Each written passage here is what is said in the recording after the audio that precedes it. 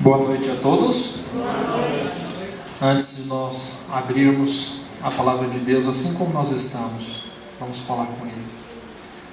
Senhor, nosso Deus, nosso Pai, estamos aqui agora, Senhor, em um momento solene, porque viemos buscar a Tua presença.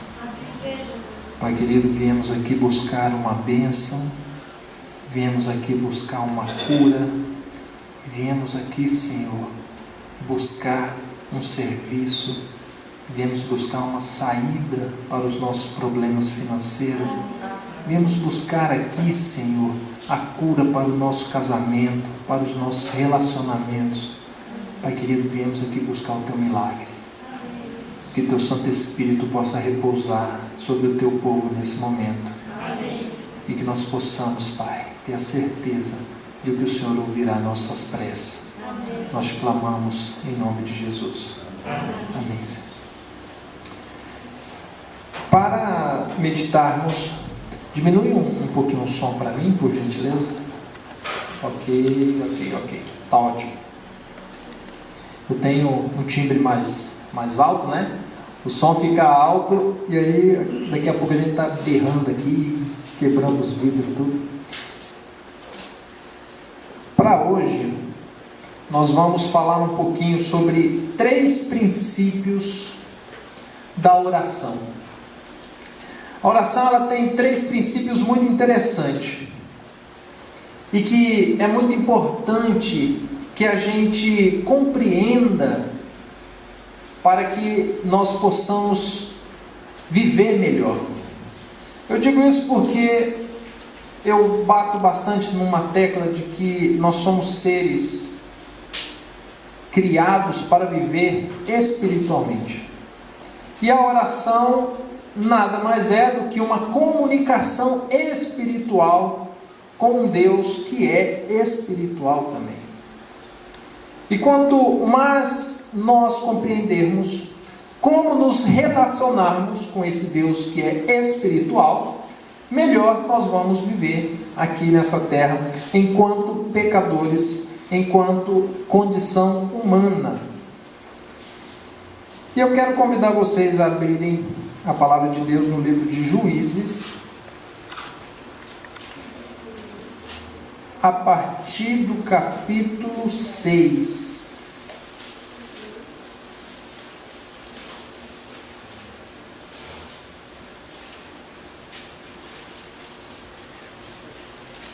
O primeiro princípio que está aqui em Juízes, no capítulo 6, no versículo 12. Achamos? Amém. Aqui diz o seguinte: quando o anjo do Senhor apareceu a Gideão, lhe disse: o Senhor é contigo, homem valente. A partir desse primeiro versículo nós vamos extrair o primeiro, e eu julgo como sendo um dos principais princípios espiritual. Esse princípio é que Deus sempre busca o pecador. Nós, às vezes, nos acostumamos a acreditar as circunstâncias, o acaso, para algumas situações que acontecem na nossa vida. Muitas das vezes nós dizemos que conhecemos a igreja, a palavra de Deus, por intermédio de um amigo, por intermédio de um folheto, por intermédio da televisão, por intermédio de inúmeras coisas. Mas fato é que isso são apenas ferramentas que Deus usa para alcançar você. A Bíblia ela traz inúmeros casos aonde deixa claro que Deus está sempre buscando o pecador. Muitas das vezes nós, em meio ao pecado, nos sentimos mal para buscar Deus. Muitas das vezes, mediante algumas situações, nós somos desencorajados a buscar a Deus, achando que não somos dignos, achando que Deus não vai ouvir nossas preces, achando talvez que Deus nos virou a face. Mas fato é que muito antes de nós pecarmos, muito antes de nós cairmos, Deus já estava correndo atrás de mim, correndo atrás de você. Se hoje nós temos o privilégio, o prazer, a honra de estar aqui essa noite, certamente porque Deus te buscou onde você estava. E olha, eu afirmo algo para você, que é de grande consolo para mim, porque não importa o pecado que eu cometa, Deus sempre vai me buscar. Não importa as coisas que nós façamos, Deus sempre busca os seus filhos. Quando nós começamos a entender o princípio de que Deus sempre busca o ser humano, nós compreendemos que a oração nada mais é do que uma resposta sua a um chamado que Deus já fez há muito tempo antes. Muitos às vezes dizem assim: eu vou buscar ao Senhor em oração. Mas fato é que Deus já te buscou. A oração nada mais é do que uma resposta. E é incrível os momentos da nossa vida em que Deus nos busca. Eu, de fato, não estudei psicologia. Eu não sei como funciona a mente, a vida individual de cada um de vocês. Eu me baseio pela minha vida. E eu fico surpreso os momentos em que Deus me busca. Por incrível que pareça, Deus me busca nos piores momentos em que eu julgo. É quando, em meio à fraqueza da carne, a gente comete um pecado e você se sente sujo, você se sente impuro, indigno. Naquele momento eu sinto que Deus está me buscando. É no momento em que eu fico sem orar, eu fico sem ler a palavra de Deus, eu me afasto e agora eu começo a desenvolver pensamentos absurdos. E é nesse momento que eu sinto que Deus está me buscando. É no momento em que eu acordo de manhã, faço todas as coisas erradas durante o dia, vou dormir e pela madrugada Deus me acorda e Deus está me buscando. Quando nós aceitamos o fato de que Deus está sempre buscando, a gente começa a ver a oração de uma maneira diferente. Porque muitas das vezes a gente escuta pessoas falando assim: olha, eu acho que minha oração não passa do teto. Como não passa do teto? Se o Espírito de Deus lhe tocou o coração, se Deus quer se relacionar com você, como poderia Deus não ouvir a sua prece? Como poderia Deus não se manifestar se o primeiro passo foi dele? Como poderia Deus abandonar você se é Ele que está te buscando? E não existe algo que nós façamos em que Deus irá desistir de nos buscar. Existem doutrinas, princípios que afirmam que existem pecados que podem nos tirar do céu, mas tenha certeza que até o último fôlego da sua vida, Deus vai lhe buscar, para que você se arrependa, se converta dos seus maus caminhos, e aceite esse chamado tão maravilhoso que Ele tem. O primeiro princípio da oração é que Deus sempre deu o primeiro passo. Não pense que você abrir mão de compromissos, deixar de fazer outras coisas para vir aqui é uma iniciativa sua. Porque Deus tocou no mais fundo do teu ser para lhe trazer aqui essa noite. Então a iniciativa é dele, os méritos é dele. E louvado seja Deus, porque você não endureceu o seu coração e você está aqui essa noite. O segundo princípio, dentro da história de Gideão, que é conhecido de muitos, está a partir do versículo 36. Ainda no capítulo 6, a partir do versículo 36, diz assim: olha só, no versículo que nós lemos, foi Deus procurando Gideão. Agora, nós vemos no versículo 36, Gideão procurando a Deus. E disse Gideão a Deus: se hás de livrar a Israel por minhas mãos, como disseste, olha, eu porei um velo de lã na elva.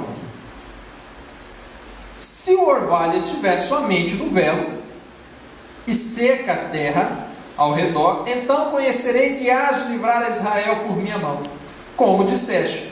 E assim aconteceu. No dia seguinte, ele se levantou de madrugada e apertou o velo, e do orvalho do velo espremeu uma taça cheia de água. Disse mais Gideão a Deus: não se acenda contra mim a tua ira, permita-me ainda falar só esta vez. Rogo-te que mais esta vez eu faça a prova com o velo.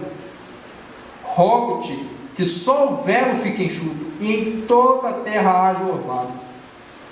Deus assim o fez naquela noite. Só o velo estava enxuto, e sobre toda a terra havia orvalho. Olha que maravilhoso. A palavra de Deus aqui diz que, após Deus buscar a Gideão, se manifestar a ele, lhe tocar o coração, Gideão lhe sentiu agora o desejo de confirmar aquilo que ele estava sentindo, aquilo que ele ouviu. E agora, a Bíblia diz que Gideão conversou com Deus. E como que nós conversamos com Deus? Por intermédio da oração. E agora Gideão busca ao Senhor. Ele faz uma prova. Ele pergunta: Senhor, se é esse mesmo o seu desejo para a minha vida, se é esse o teu desejo para o teu povo, que o Senhor se manifeste por intermédio do orvalho. Molhe a lã. E depois ele pediu para que molhasse a terra e deixasse a lã enxuta. Nesse segundo princípio, nós vemos que Deus sempre escuta o que eu estou afirmando. Deus sempre responde à tua oração. Amém por isso? Eu digo isso com base em toda a Bíblia, onde seres humanos pecadores das piores categorias que você venha julgar, desde prostitutas a bandidos, a corruptos, todos, independente da raça, todos aqueles que clamaram ao Senhor, Deus respondeu. E Cristo Jesus afirma que tudo aquilo que pedires em oração, em seu nome, Ele o fará. E com Gideão não foi diferente. Nós vemos aqui Gideão pedindo provas a Deus, se relacionando com Deus. E no decorrer da história, eu não vou adentrar muito, porque você já conhece a história. Mas fato é que Deus vai se revelando a Gideão e vai se manifestando a ele.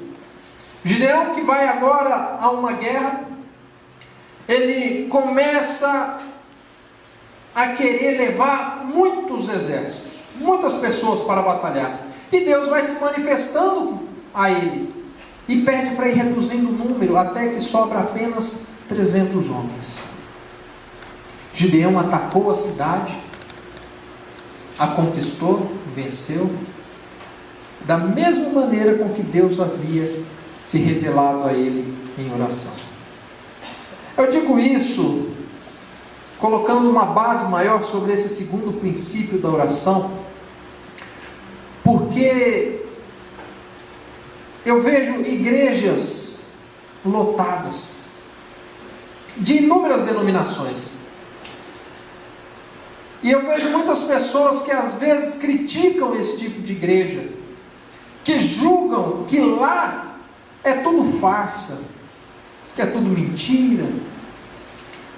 E um dia desse eu estava ouvindo uma entrevista de um pastor líder dessas igrejas pentecostais, e ele falava assim, falou, olha, lá na minha igreja a gente lê a palavra de Deus para essas pessoas, e a gente explica para essas pessoas que se elas quiserem fazer um pacto com Deus, se quiserem clamar a Deus por cura, quiser clamar a Deus por dinheiro, quiser clamar a Deus por uma troca de serviço, por o que quer que seja, se essa pessoa pedir com fé, Deus vai atendê-lo. E no meio dessa entrevista, a repórter sempre instigava, mas espera aí, então você promete que se eles der as coisas? Não, o segredo é fé. Se pedir com fé, Deus abençoa. Se não pedir com fé, Deus não abençoa. E eu olhei toda a entrevista, depois até comentei com a minha esposa, comentei com outras pessoas, falei assim, olha, esse homem hoje se caracteriza como um pastor que arranca a lã, o couro das ovelhas, porém, ele descobriu um princípio que Cristo tantas vezes afirmou, que a palavra de Deus tantas vezes afirmou, que se nós orarmos e pedirmos a Deus, Deus responde a nossa oração. É simples assim. Se nós orarmos a Deus e pedirmos, Deus vai conceder. Talvez você possa dizer assim para mim, Diego, mas Deus não vai dar para mim aquilo que não é bom para mim. Deus não vai me dar algo que é contra a sua vontade, a vontade do Pai. Mas eu afirmo para você que Ele faz isso por amor, conforme diz a Bíblia, ao seu nome, porque Ele não é um Deus que mente, Ele não é um Deus de mentira, Ele não é homem para mentir. Mas às vezes nós pensamos assim, Deus não vai me dar porque talvez não seja a vontade de Deus. Deus não vai me dar isso porque talvez não seja o melhor para mim. E quando nós desenvolvemos esse tipo de pensamento, nós estamos demonstrando para Deus a falta de fé, porque já estamos pedindo e já estamos achando uma desculpa para aceitar que Deus não responda a oração. Eu costumo afirmar algo um pouco forte em cima desse princípio. Se nós pararmos nesse exato momento, você olha a sua vida, eu vou olhar para a minha e cada um olha para a sua vida propriamente dita. Olha a quantidade de bênção e de orações que Deus responde na sua vida. E agora eu pergunto para você, todas as bênçãos que Deus derrama na sua vida, tem sido melhor para você? Os bens materiais que Deus lhe concede, tem sido melhor para a sua vida? Por vezes, eu vejo pessoas que clamam ao Senhor por bens materiais, e chega a clamar, Senhor, abençoe a minha mesa para que nunca falte alimento, e Deus lhe concede o dinheiro para você administrar, porém, agora você não compra somente aquilo que é bom para a sua saúde, mas você vai comprar tudo aquilo que lhe der desejo ao paladar, você vai comprar aquilo que é agradável aos olhos, aquilo que lhe dá um gosto bom, e agora você começa a ingerir no seu corpo alimentos que vai destruir a sua saúde, o teu corpo que é templo do Espírito Santo, por intermédio de uma bênção que Deus derramou. Você pediu, você clamou a Deus porque você queria um recurso, e Deus lhe concedeu, e agora você o emprega de uma maneira errada. Passa-se 10, 15, 20, 50 anos, de repente você está em um leito de uma cama, por causa de uma alimentação errada que você teve a vida toda, porque você clamava a Deus o recurso para comprar o pão, e você comprava o pão, você comprava os recheios e outras coisas, que lhe causaram mal à saúde, e agora você ergue a mão para o céu e fala assim: ó, por quê? Por que dessa enfermidade? Eu sempre fui bom, sempre fui justo, agora estou aqui sofrendo, e o Senhor sempre me abençoou, sempre fui dizimista. Mas fato é que quando você clamou, pedindo a Deus que você queria comer o que não lhe era bom, Deus lhe concedeu, por amor ao nome dele. Porque ele prometeu que se você pedir, ele vai lhe dar. A gente vê pessoas, famílias, casamentos que se destroem por aquilo que pede a Deus. Quantos lares não é destruído porque às vezes o homem busca tanto o conforto, o luxo, o melhor para a sua família, e negligencia a esposa, negligencia os filhos. Por vezes a gente vê que a gente está orando, buscando em espírito, e aquilo que a gente está orando, Deus concede, e aquilo acaba nos destruindo, acaba nos afastando de Deus.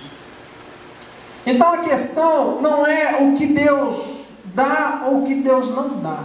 A questão é que o que você pedir, Deus vai dar. E a Bíblia traz relatos, muitos relatos, de pessoas que clamaram por algo, Deus concedeu e aquilo não foi bom para a sua vida. Principalmente espiritualmente.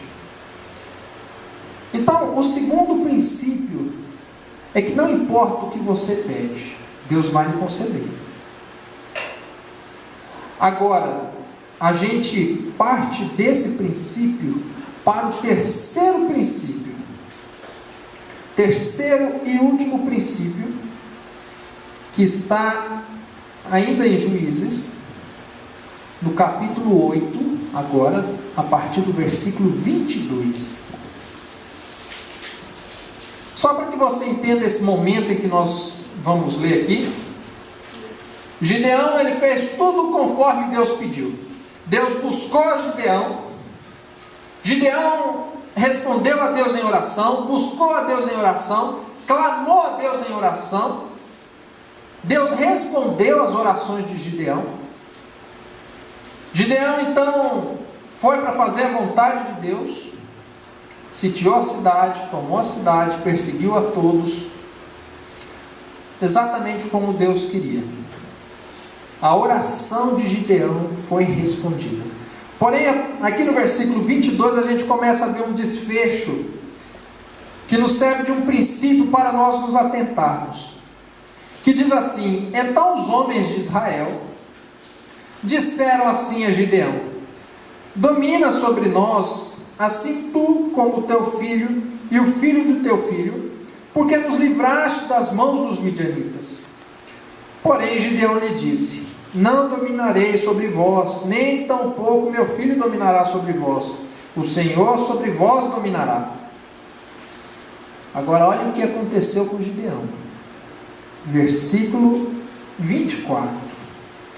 E lhes disse: uma petição vos farei, dar-me cada um de vós os brincos de ouro do despojo. Os vencidos de fato usavam brincos de ouro porque eram ismaelitas. E o povo de Israel disse-lhe: de boa vontade os daremos.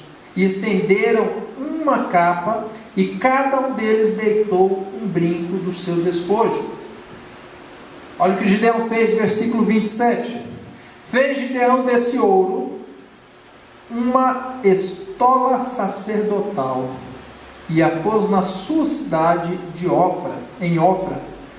Todo Israel se prostituiu ali após dela, a qual veio a ser tropeço a Gideão e a sua casa. Versículo 33. Tendo Gideão falecido, os filhos de Israel tornaram a se prostituir após dos Baalaíns, e puseram a Baalberite por Deus. Os filhos de Israel não se lembraram do Senhor seu Deus, que os livrara das mãos de todos os seus inimigos em redor, nem usaram de bondade para com a casa de Jerubbaal, a saber, Gideão, conforme todo o bem que ele fizera a Israel. Você percebe que o desfecho final da vida de Gideão é o desfecho da vida de muitos. Deus busca, a pessoa atende, começa a se relacionar agora em espírito, em oração, começa a ouvir a voz de Deus, começa a ter um relacionamento, e Deus abençoa a cada momento. Porém, agora a pessoa chega em um ponto da sua vida em que ela busca as coisas só para si, honras e glórias o qual Deus concedeu. Gideão havia sido um instrumento maravilhoso na mão de Deus, e o povo disse: olha, você foi tão bom, Deus se relacionou tão bem com você, abençoou toda a nação de Israel, domina sobre nós, perpetue esse vínculo entre você e Deus, para que nós sejamos abençoados, e depois de você, seus filhos, seus netos, toda a sua descendência. E Gideão disse assim: olha, isso é muito bom, porém é muita responsabilidade. Faz o seguinte, vocês estão felizes? Foi uma bênção? Seria possível vocês trazerem para mim ouro de tudo aquilo que nós conquistamos, daquilo que foi uma bênção para nós, que é daqueles adversários, os inimigos que Deus nos entregou? Seria possível, já que vocês estão tão felizes assim com Deus? E eles lhe trouxeram, e ele fez um ídolo, e toda a nação se prostituiu, e a nação se perdeu. Ele veio a morrer, ninguém se lembrou dele, ninguém teve compaixão, ele e sua casa se perderam, porque Deus abençoou, e o relacionamento dele com Deus parou por ali. A vida do cristão é algo muito sério.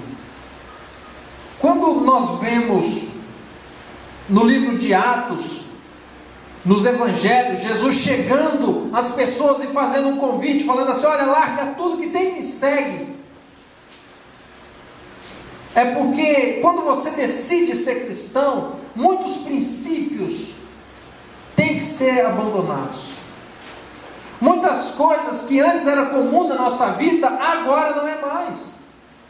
Porque o cristão é aquele que tem uma vida espiritual.